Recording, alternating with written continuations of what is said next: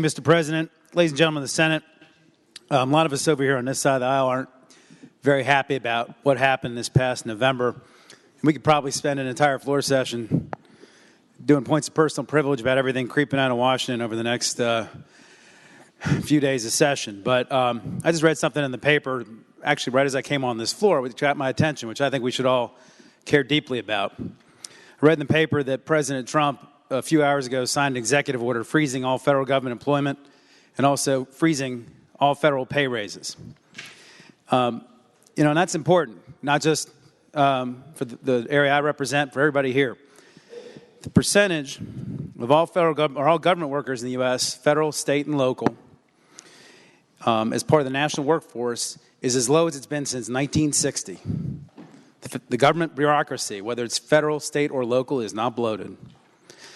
According to the Federal Reserve, the percentage of federal workers as a percentage of all employees in America today is under 2%, which is lower than it was in 1940. Our federal government workforce is not big. But I'll tell you where it's big. It's in this state. In the state of Virginia, there's only one other state in the United States of America that has more federal government employees in the state of Virginia. That's Maryland. In Virginia, it's 4.6% of our state. And we saw what this meant just a couple years ago when the federal government decided to stop hiring and decided to stop spending, when the sequester came down, when the government shut down. It put our state into another recession after recession. Our revenues went flat, and it's going to happen again. So get ready. I'm kind of wondering if the revenue shortfalls we're assuming on need to be looked at again right now, because this is not going to be good for us. The second reason this is bad, from my perspective, this is an attack on 172,000 Virginians that all of us represent. Virginia has 172,500 non-military federal workers. These workers are not also all in Virginia.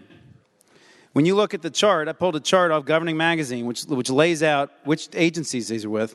The number one agency for these 172,000 workers are civilians that work for the Department of the Navy, 43,851 people.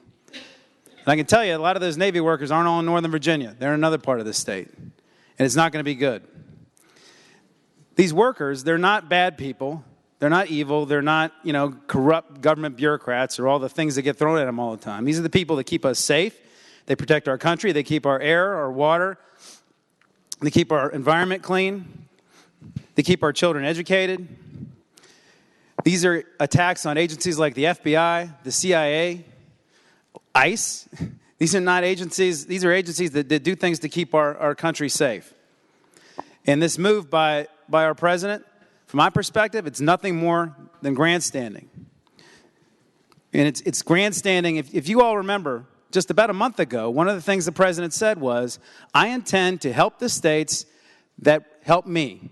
And the states that voted against me are going to find out what it means to vote against me. And now, you know what? Virginians are going to pay the price. And to me, it's disgusting. So from my perspective, when this revenue goes down, it's not going to be an attack on our federal workers. It's going to be bad for our teachers, our police, our children, our college students, and our citizens. And I would hope that we all stand in opposition to this, because it affects all of us, no matter what party we're in, what part of the state we're in. It's going to hurt everybody in this state, and we all ought to be opposed to it. Thank you, Mr. President. Thank you, Senator.